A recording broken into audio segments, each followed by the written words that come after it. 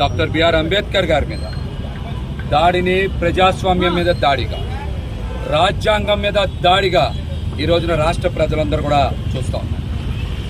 నిజంగా చంద్రబాబు నాయుడు గారికి కానీ కూటమి పార్టీలకు కానీ రాజ్యాంగం మీద ప్రజాస్వామ్యం మీద నమ్మకం ఉంటే ఈ పార్టీ ఘటన మీద ఖండించేవారు.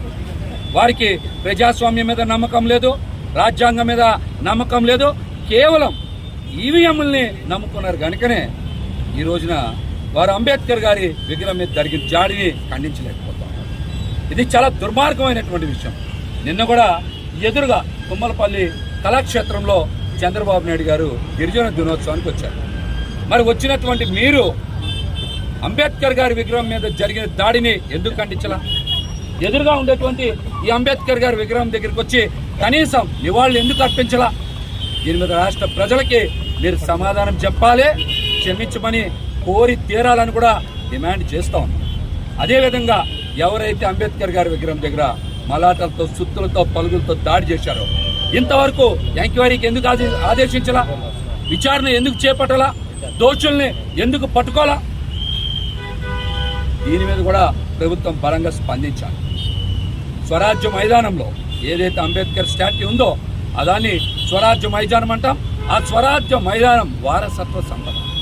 ఆ వారసత్వ సంపదని జగన్మోహన్ రెడ్డి గారు కాపాడారు.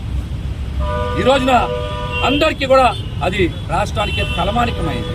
అదే చంద్రబాబు నాయుడు గారు అధికారంలో ఉండేటప్పుడు 2018లో స్వరాజ్య మైదానాన్ని సుజనా చౌదరికి కట్టబెట్టాలనే ప్రయత్నం చేశారు.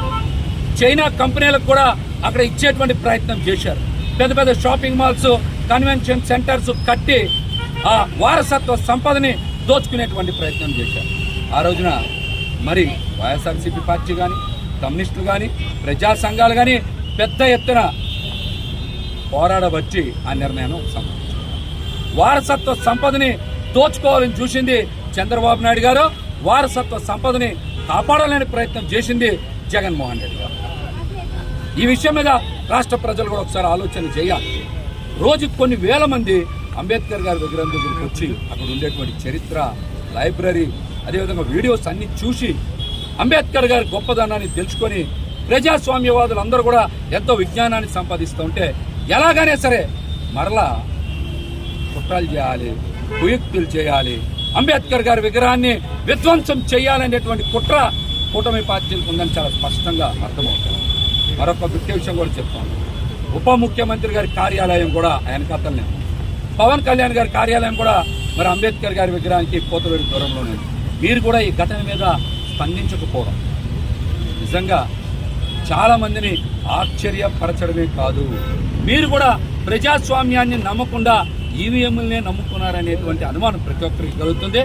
కాబట్టి మీరు కూడా స్పందించాలి.